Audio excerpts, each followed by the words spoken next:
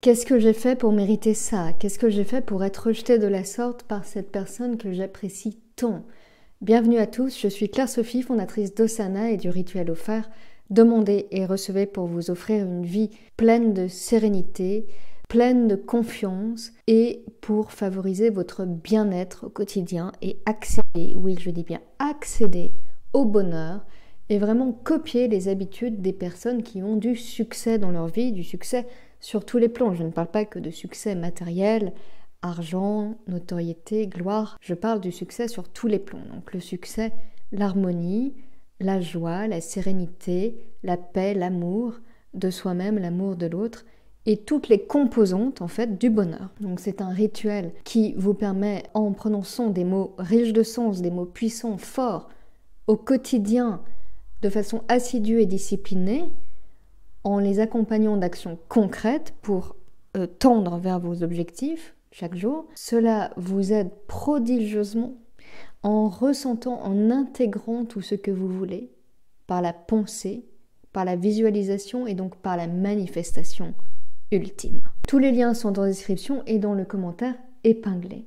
Alors quand vous vous sentez rejeté, quand vous ne vous sentez pas aimé par quelqu'un, en l'occurrence que vous appréciez, ou quelqu'un de lambda, dans 99% des cas, le rejet de cette personne vis-à-vis de vous n'est pas lié à vous, mais à elle.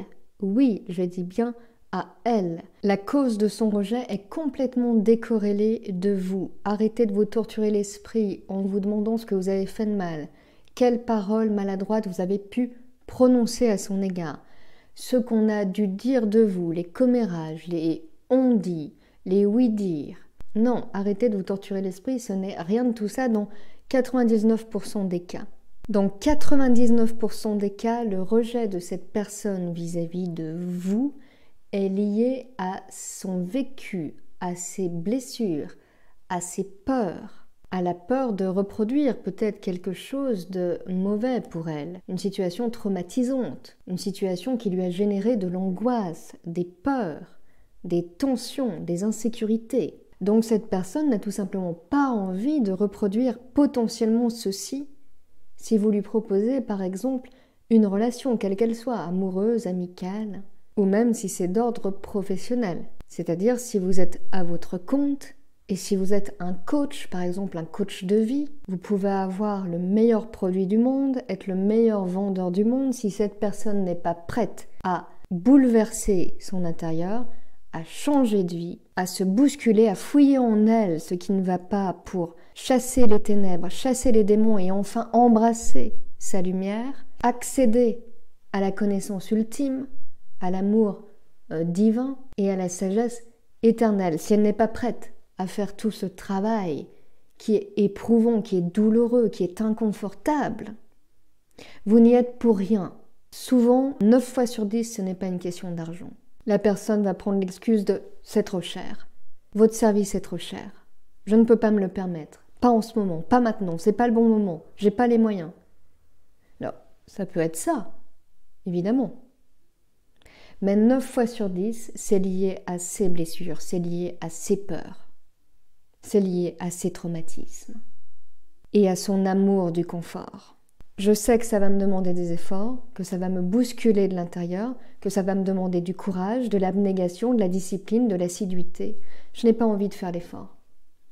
Je préfère rester dans la facilité. Voilà ce que ça veut dire. Là, j'ai capitulé, là, j'ai abandonné. Donc c'est lié à moi, je dois travailler sur moi d'abord, avant de vous dire oui, avant de ne plus vous rejeter. Prenons l'exemple d'une différence d'âge dans une relation. S'il y a 15 ans d'écart entre la personne que vous convoitez et vous-même, vous êtes prêt à passer le cap de la différence d'âge. Ça ne vous dérange pas. Au contraire, vous préférez les personnes plus âgées et la personne que vous convoitez va mettre le holà. En arguant, tu pourrais être mon enfant, je pourrais être ta mère. Ce n'est pas une critique ce que je suis en train de faire, hein. C'est une exposition de la situation, une illustration. Donc vous voyez que la situation va poser problème à cette personne, à tort ou à raison, parce qu'elle connaît les tenants et aboutissants d'une telle relation. C'est peut-être quelqu'un de réfléchi, mais simplement pour vous dire que le problème ici vient d'elle. vient de ses peurs, peut-être la peur du jugement de sa famille, du jugement social, de son propre jugement aussi. Elle va s'interroger sur ce qui est bien ou mal. En tant que personne plus âgée dans la relation, en tant qu'aînée, a-t-elle le droit de dévoyer un genou?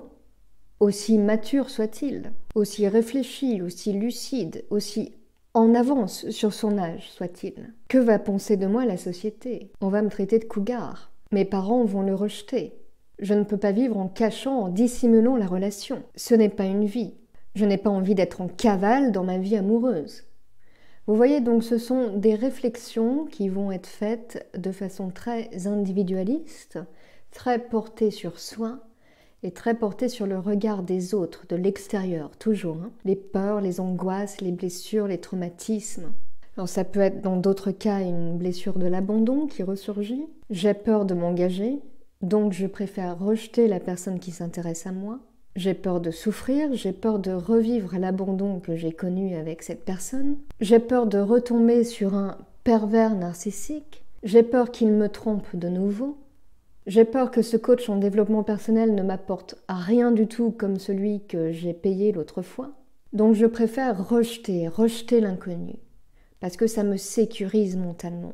Donc encore une fois, le rejet n'a rien à voir avec vous 9 fois sur 10, mais avec la personne qui vous rejette. Donc c'est vraiment à cette personne à devoir travailler sur elle-même pour éviter de rejeter les opportunités, les personnes intéressantes et de rater des occasions riches qui pourraient se présenter à elle. Donc cessez de vous torturer l'esprit, vous n'y êtes pour rien.